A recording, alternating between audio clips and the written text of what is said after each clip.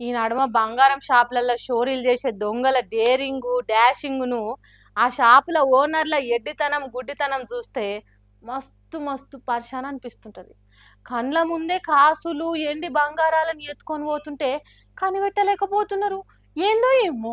వెనకటి సినిమాలలో దొంగకు సింబాలిక్ గా ముఖం మీద మచ్చ, గీతల అంగి, బొడ్లే కత్తి పెట్టి దొంగలు, కూనికోర్లు, బందిపోట్లు అట్లనే గిట్లు ఉంటారు అనే ఫీల్ కలిగేటట్టు చేసేది. కానీ ఇప్పుడు కాలం మారింది కదా, దొంగలు ఎట్లనైనా ఉండొచ్చు, ఎసోంటి మాయనైనా చేయొచ్చు. అసోంటి ఉత్తమ మహిళామణులే బంగారం షాపులకు ఎంటర్ అయిన బామలు. నగలు కావాలని దుఃఖంలోకి వచ్చి నంగనాచి కథలు పడ్డరు. భుజం మీద చిన్న పిల్లగాన్ని ఎత్తుకొని వచ్చి షాపులో కూసున్న ముసలాయనను సతాయించిండ్రు.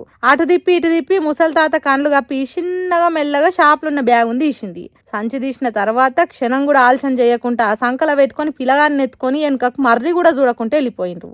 పాపం ముసలి తాత వీళ్ళు ఎందుకు వచ్చిండ్రు, ఏం కొనకుంటే ఎందుకు వెళ్ళిపోతున్నారు అని బిత్తిరి ముఖం వేసుకొని వాళ్ళ దిక్కే చూస్తున్నాడు. కానీ ఎలుకను పట్టే పిల్లి నక్కి నక్కి ఒక్కసారి అందుకున్నట్టు నల్లికుట్లు వేషమేసి బ్యాగును నలిచిన సంగతి కనిపెట్టలేకపోయిండ్రు.